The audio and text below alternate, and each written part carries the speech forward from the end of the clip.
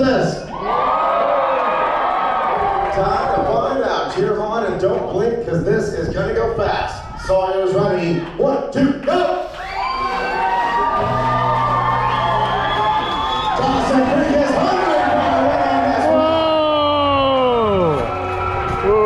And they have claimed their first win in this competition. So we're going to have your man Hollywood put up that Canadian flag, and he will also. First and last. Prize to hand out to one rowdy fan of the Dawson Creek side. Who wants that prize?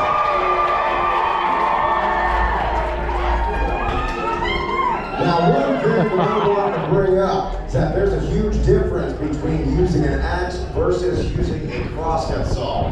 That big difference are these giant wood chips that are left over. In the industry, all of this goes to waste because the mills do not process that timber. Now, because of that, you're talking about hundreds of thousands of tons of wasted timber over the years. Now, with that crosscut event, all that you saw left over was a little bit of sawdust. That's only one reason why that tool completely revolutionized the industry. And since its induction to the industry, that crosscut saw has become responsible for felling and bucking up more trees than chainsaws and axes combined. There's a lot of work done with that tool. Now we are getting ready for another chopping event. This right here is, stop. Can't see my thing. All right, anyway. As I was saying, this right here is the standing block chop. We've got two strong choppers out here, and they are both wearing safety gear. As you can see, they've got the fancy shin guards on. Underneath their boots, they're wearing chainmail socks. Very important stuff to wear, because if that axe were to glance or scoop out the block on a down hit, that angle goes directly at their legs and their feet. So very important stuff to protect. The way the event's going to work out, they'll chop the face cut into the strong side of the block, then make a turn to the back side and place a sever cut. That beam will sever the tree and make it fall straight to the forest floor. As I said, we have two powerful choppers. Chopping for Dawson Creek is your man Will Sunshine Kulikowski. Facing against the king of the swing, Cole Schlenker. First Bruce Brown. Both of these guys know how to chop through a block, but make sure you cheer them on all the way through. It is a dangerous event. Choppers ready? 1, 2, go!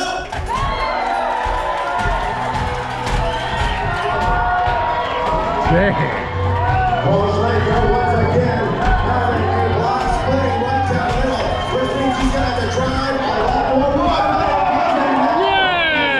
Destroy that block for Bruce Bell. And now Sunshine taking the final drive. There it was. Finally. Both of the choppers again by your man Cole Schlenker, slapping all over the place, but taking. And that was a solid drive of pretty much 4 inches of wood he just drove through at the end of that one. But a very powerful chop, and your man Cole has a prize to prove it to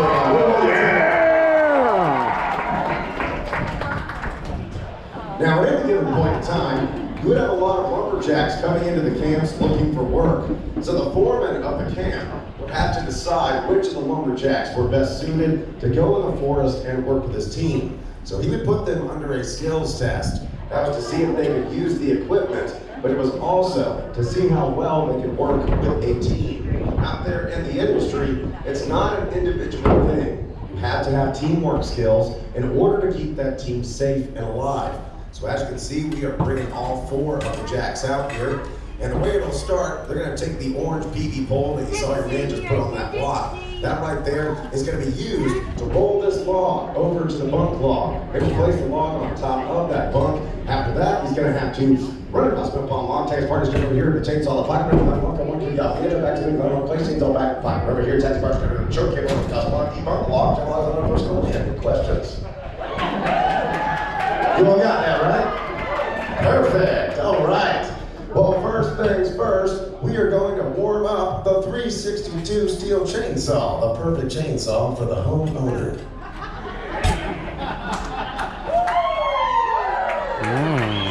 Yeah, feel free to pick up a Lumberjack calendar right there at the retail store. All right.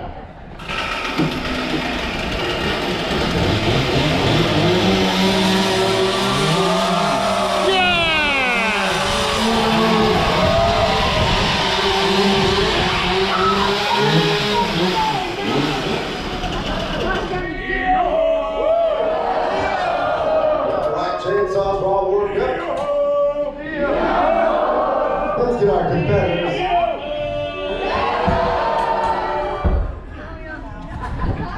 Let's get our competitors into their places out there. While they're doing that, let's get them all fired up. Spruce Bell, Dawson Creek. Who do you think is going to win this one?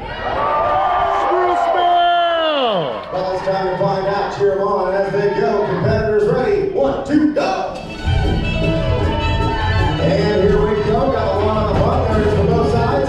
Now they grab the chainsaw and got one cookie off the end. Sunshine up there first. There goes that cookie cut. Now it all comes down to the choker set. Let's see who's going to get a deep bump first.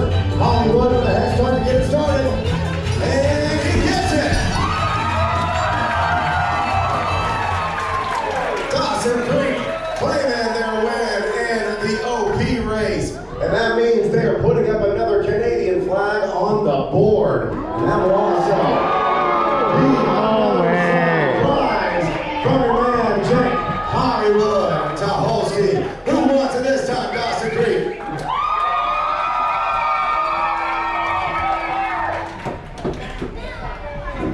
Now, if you think that last event went by pretty quick, this one is going to go by even faster. It is nicknamed the Quick Draw event of timber sports.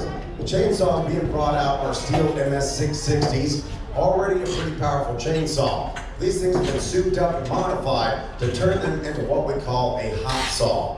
I don't work with these things very often. Both Sunshine and your man Cole over here work with them all the time. So Cole, tell everybody, what makes this hot saw a hot saw? Yeah, clearly it's the guy running the saw, yellow. Oh! So apparently we have a lumberjack and a narcissist over there. Congratulations, Bruce Bell. All right, now here we go, Dawson Creek. We're going to go to Will now. We're going to ask him about the engine modifications I was talking about. Yes, Bruce Mill, I didn't realize you guys had a liberal saw. What we do folks is we take these saws home, we're all the saw, we tweak the carburetor. Boo! Blah, blah, blah, blah, blah, blah, blah, blah, blah, blah, blah, blah.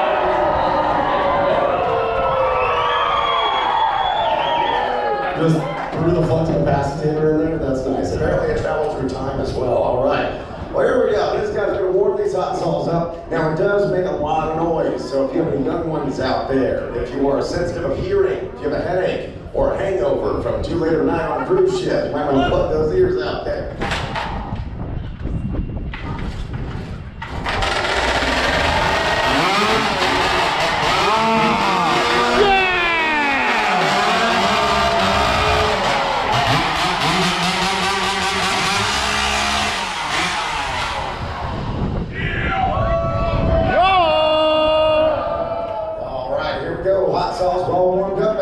Just heard, those are very loud, so feel free to cheer as loud as you want, because they will not hear anything that you say, all right? They're going to put their hands on top of the blocks. On my count, they'll start the hot saw from a cold start. Let's put the saw on the ground and off. Once they get it started, they have to cut 3 complete cookies off the edge of those blocks. Let's get it going before the hot saw's cooled down. Sawyer's ready. 1, 2, go!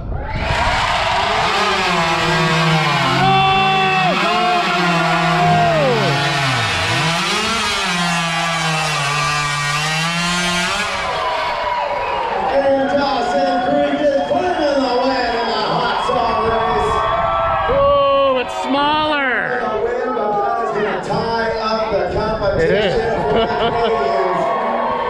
your man Sunshine putting that flag on the board, and that's a signed prize. Heading your way. Who wants it this time? Now, the hot saws that were just used, those are not the most powerful ones that you can find. That was a stock modified 660. Now, if you go into other competitions around the nation and around the world, you'll have guys walking in with dirt bike engines and snowmobile engines. We even have a friend of ours that hooks his up to a V8. That'll cut through 50 inches of wood in 3 seconds flat. So those things get very large, very powerful, definitely a lot louder.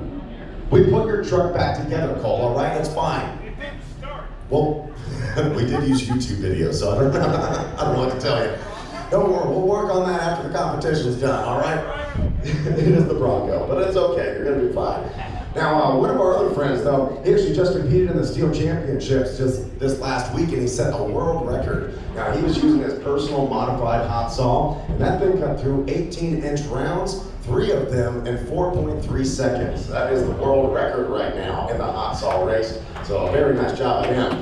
Right now, get us set for our final chopping event, and this one is called a springboard chop. Now, over here on the side wall of Spruce Mill, you can see a historic photo of springboards in use. Those have been used for a lot of different reasons, but one of the major reasons was to get above the root systems of the trees that they were felling. That's also known as the buttress.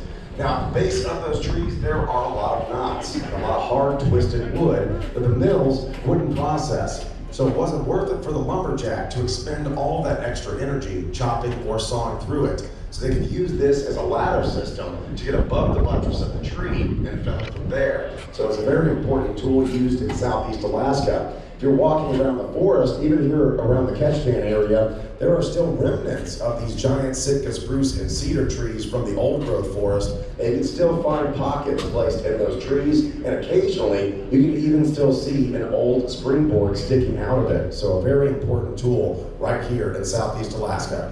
We got 2 great choppers coming out for this one though. Dawson Creek, chopper for you is your man Jake Hollywood Taholsky. Now he is off against one of the strongest springboard choppers in the sport. That's your man Turbo Tom Lancaster. Yeah! Cheer him on all the way through this one. It is the most dangerous chopping event of them all. And I'm going to let the fans take control of it. Choppers ready. 1, 2, go! Yo! Yeah! Once again, they can hear you loud and clear. Everybody, chop those Go, go, go, go!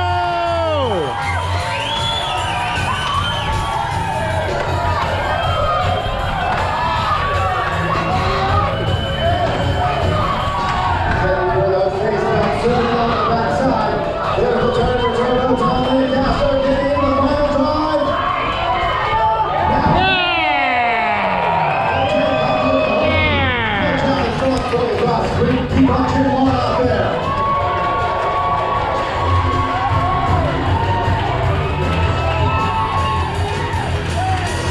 And Jake has got a giant knot sitting in far wood of his block. Gonna make it a lot Yeah, to make that dang. final drive. So keep on cheering on. It ain't over until that block is severed.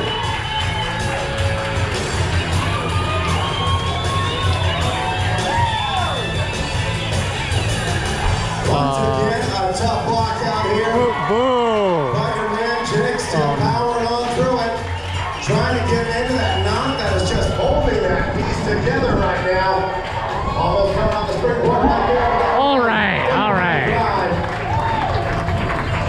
Now these lumberjacks do not get excited about a tough block like that. Not excited about his own performance, but once again, a very powerful chop even still. Let's give it up for both those guys out there.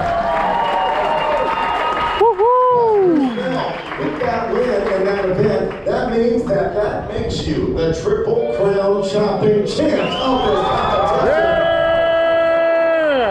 There is an American flag on the board, and we are going to have your man Turbo hand out that next prize. Who wants it?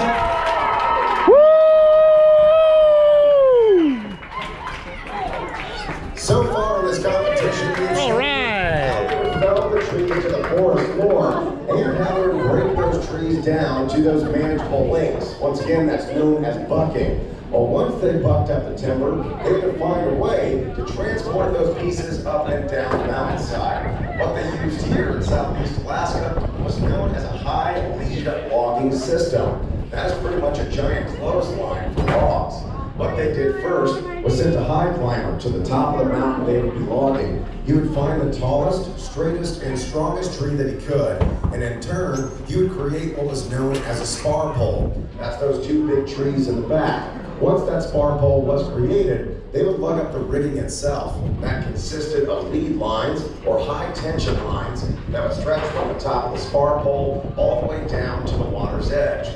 Connected to those lead lines, they had pull blocks such as this one here in the middle of the arena and the choker cables that these guys are getting set up. Now these choker cables, they would be wrapped around those pieces of timber. They have a locking mechanism on them, so they would be locked into place. Once that was done, they could hoist those logs off the forest floor and into the air. They would bring them to the top of the mountain, sort them all out, and then lower them down to the water's edge to be put into a giant log raft to be floated over to the camp itself. Now, if they were going to be using this system, they needed a power source. That power source was known as a steam donkey. It was a giant steam-powered engine that would have been located at the base of the spar pole. Well, as you can see back there, we do not have a steam donkey, which is going to be a really big problem. So we're going to have to find it. You broke this last year, idiot. It's going to be a very... Can you guys just stop talking? Stop it. No, I'm not going to stop. They give me a microphone for a reason. What are you doing? Yeah, folks, we don't have a steam donkey here today. You know? Why are you cheering for him, lady? He's funny. You're so funny. All right. Well, as I was saying, we don't have a steam donkey here, all right? That causes a big problem. We got to find a different way to get the donkey hoisted into the air. Hi, folks. Yeah, so we don't have a steam donkey here today, but it's not going to be a problem. Thank you. What are you talking? It is a problem. Yes, it is. It is a problem to not have a steam donkey. Why are you telling everybody that it's not? You're just lying to everybody now. You're the one lying. I'm lying. All right, so we don't have a steam donkey here today, but it's not going to be a problem because Spruce Mill, you guys were kind enough to provide us with two big jackasses we can. Whoa! Oh, boy! Hey! Oh!